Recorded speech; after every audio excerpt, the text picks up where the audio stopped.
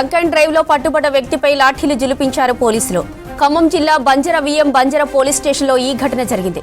పోలీసుల దెబ్బలు తట్టుకోలేక పోలీస్ స్టేషన్ భవనం పైనుంచి దూకి ఆత్మహత్య యత్నానికి పాల్పడ్డాడు లారీ డ్రైవర్ జీవన్ కుమార్. దీంతో బాధితుడి వెన్నుపూస ఎముకలు ఎక్కడికక్కడ విరిగిపోయాయి.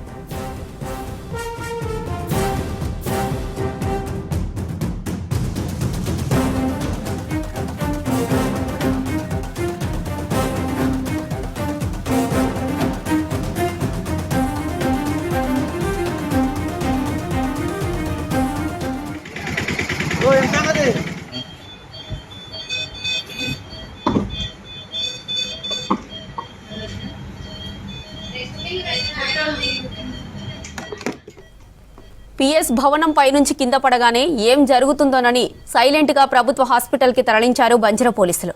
ప్రస్తుతం లారీ డ్రైవర్ పరిస్థితి విషమంగా ఉంది. ఈ కేసును పక్కదోవ పట్టించే పనిలో పోలీసులు ఉన్నారని ఆరోపిస్తున్నారు కుటుంబ సభ్యులు.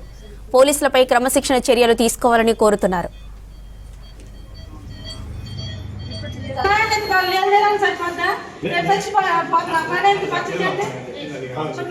కుమార్ అనే వ్యక్తి మా మేనల్లుడు.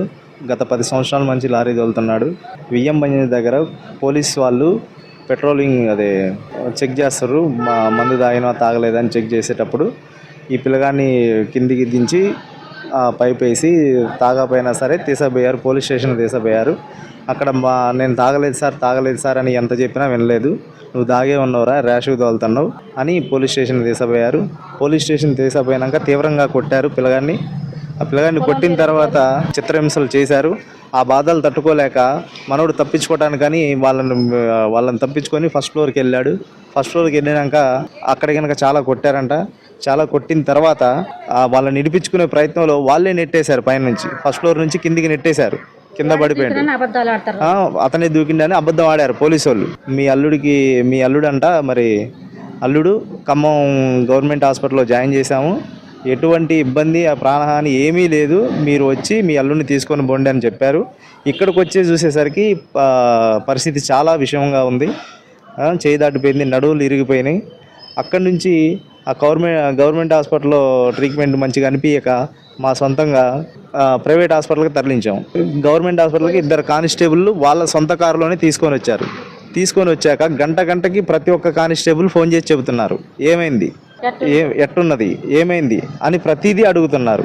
వాళ్ళు ఎందుకు అడుగుతున్నారో అర్థం కావట్లేదు. పొంతం లేదు, వాళ్ళ మాటలకు వాళ్ళకే పొంతం లేదు. లారీ ఓనర్ని అడిగితేనేమో పోలీస్ స్టేషన్ పైనుంచి దూకిండని అన్నారు. పోలీసులేమో లారీ క్యాబిన్ మీద నుంచి దూకిండని అన్నారు. వాళ్ళిద్దరు మాట్లాడిన రికార్డులు కానీ చేశాం, కానీ రికార్డులు డిలీట్ చేశారు. మా అల్లుడు పోలీసు వాళ్ళు కొట్టారు, 4 చిత్రహింసలు పెట్టారు, పైనుంచి తోసేశారు. వాళ్ళే దుర్బుసులు ఆడారు. తక్కువ జాతి అని కులం పేరుతో చూసించారు.